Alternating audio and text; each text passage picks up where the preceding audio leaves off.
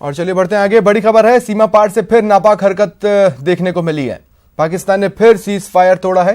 Rajouri sector में firing की गई। भारतीय सेना फायरिंग का मुंह तोड़ जवाब दे रही है। ये बड़ी खबर हम आपको बता रहे हैं। और याद कीजिए कल इमरान खान की प्रेस वार्ता, बातें बड़ी बड़ी और दर्शन कुछ इस तरह के। सीमा पार से फिर नापाक हरकत को अंजाम दिया गया है। पाकिस्तान ने सीज फायर तोड़ा है। राजौरी सेक्टर में फायरिंग की। भारतीय सेना इसका मुंह तोड़ जवाब दे रही है। सवाल है कि गोली के बाद बोली भला कैसे मुमकिन है। सवाल इसलिए क्योंकि झूठ, फरेब और पीठ में खंजर घोंपना सालों से पाकिस्तानी सियासत के अहम अस्त्र रहे हैं और इमरान खान ने इसे एक बार फिर आजमाया। कश्मीर मुद्दे को छोड़कर आतंकवाद पर बात करने के लिए हाथ बढ़ाया है।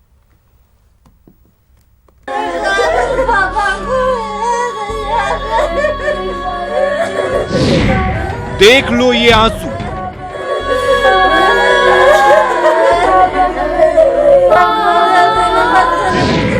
सुन लो ये चीखें,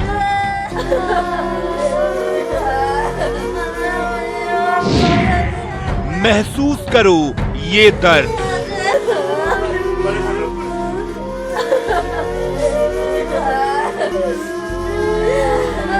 अगर 1% भी इंसानियत बची होती तो सबूत मांगते वक्त लफ्ज सिल गए होते। लेकिन हाय रे बेशर्मी कि अपने ही बयानों को बार बार झुठलाते दिखे इमरान। पहले सबूत मांगा। अगर आपके पास कोई एक्शनेबल इंटेलिजेंस है कि पाकिस्तान इन्वॉल्व है, वो हमें दे। मैं आपको गारंटी करता हूं कि हम एक्शन लेंगे। फिर अपना रोना लेकर बैठ गए। हमने 15 साल की दहशतगर्दी की जंग, जिसमें 70,000 पाकिस्तानी मारे गए हैं, और अंत तक आते आते गीदड़ भपकी देने लगे। पाकिस्तान रिटेलिएट करने का सोचेगा नहीं, पाकिस्तान रिटेलिएट करेगा। ये खिलाड़ी थे, फिर सियासत में आए और अब वजीर आजम हैं। लेकिन हरकतें नौसिखिए जैसी हैं। अपने पहले लफ्ज से ही इमरान फंसते दिखे। पहले सुनिए इमरान खान की पहली लाइन। मकबूजा कश्मीर में पुलवामा में वाकया हुआ और मैंने उसके ऊपर तभी रिस्पॉन्ड करना था। इन्हें अफसोस जाहिर करने में 4 दिन लग गए। सवाल है कि इतना वक्त क्यों लगा भला। विजिट थी क्राउन प्रिंस सऊदी अरेबिया की, इन्वेस्टमेंट कॉन्फ्रेंस थी जिसकी हम बहुत देर से तैयारी में थे। लिहाजा मैंने तब इसलिए फैसला किया जवाब ना देने का, क्योंकि सारी अटेंशन उस कॉन्फ्रेंस से और उनकी विजिट से इसके ऊपर चली जानी थी। देरी को लेकर दिया गया ये बयान पूरी तरह से बचकाना है। जरा सोचिए, भला दुनिया का वो कौन सा देश या नेता होगा जो कत्लो गारत की पैरवी करेगा और अफसोस के 2 आंसू बहाने भर से भला कोई अहम समझौता टूटता है क्या। इमरान साहब, दुनिया इतनी बेवकूफ नहीं जो आपकी देरी के लिए दी गई इस दलील को मान ले। अब बात सबूत की।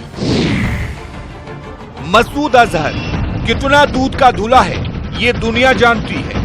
24 दिसंबर 1999 को भला कोई भूल सकता है क्या।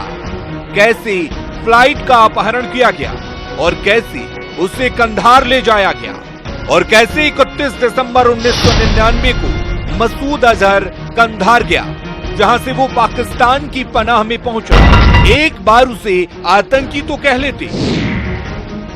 26/11 भी याद नहीं आपको? अरे कसाब को भूल गए क्या? वो तो पाकिस्तानी नागरिक था। मुंबई में लहू की होली खेली, जिंदा दबोचा गया। पूरी दुनिया ने तुम्हारी आतंकियों से साठ गांठ वाली हकीकत को स्वीकार किया। आपने आंख मूंद ली। उरी अटैक से जब भारत बहला तब भी सबूत दिए गए, लेकिन सीमा पार से प्यार का कोई पैगाम नहीं भेज पाए थे आप लोग। इसलिए सबूत की बात बेबुनियाद है। और अब तथाकथित नए पाकिस्तान की तरफ से आतंकियों के खिलाफ कार्रवाई करने का भूता भी आपके बयानों से ही साफ हो चुका है।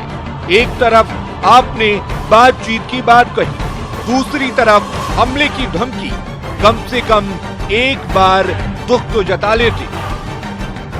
जब पूरा विश्व इस घटना की भर्त्सना और निंदा कर रहा है, तो ये अपेक्षा थी कि कम से कम इसकी निंदा वो दिल से करते, लेकिन उन्होंने तो ये औपचारिकता भी नहीं निभाई।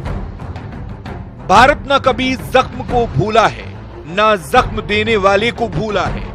इमरान साहब, ये भी नया भारत है। आतंक का व्यापार बंद करो। आस्तीन में पल रहे मसूद अजहर को दे दो, वरना तैयार रहो, पलटवार तो होगा ही। Bureau report, news 18 network.